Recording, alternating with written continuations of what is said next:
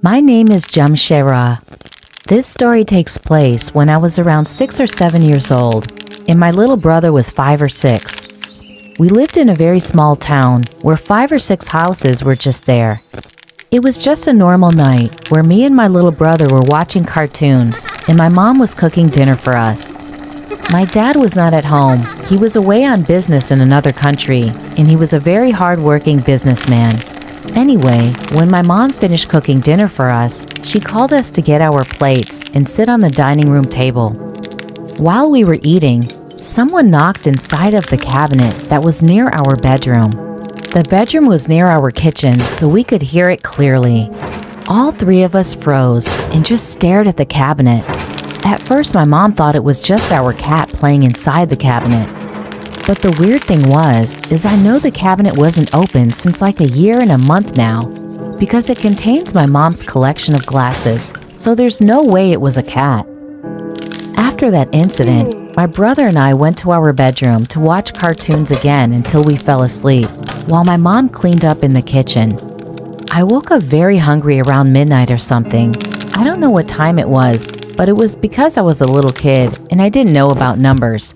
So I got to the kitchen very quietly, afraid I would wake my mom up. I opened the drawers below our refrigerator and got a snack for myself and headed back to our bedroom quickly. Once I was comfortable leaning my head on my mother's back, I opened the snack and started eating it quietly.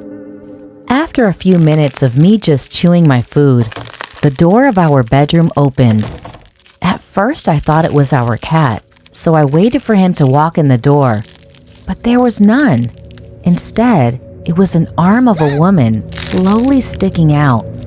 It was so white and wet. That person had a bruise on her arm, and it looked rotten. I was scared. I got terrified. I couldn't move or speak, so I just stared, my eyes opening widely at the arm slowly creeping out.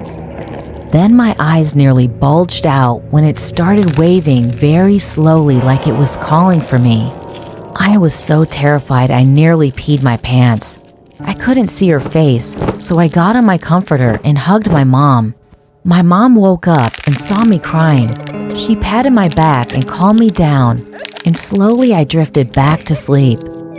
Until this day, I couldn't forget, and I haven't told anyone about it since, knowing they're gonna just laugh and tell me I was imagining things, and we still live in that house. And growing up, I learned to know that our house was an old Chinese hospital that was over 30 years old before my dad sold out the house. I'm still terrified and also thankful I didn't see her face. I wonder what would happen if I did follow her or did see her face.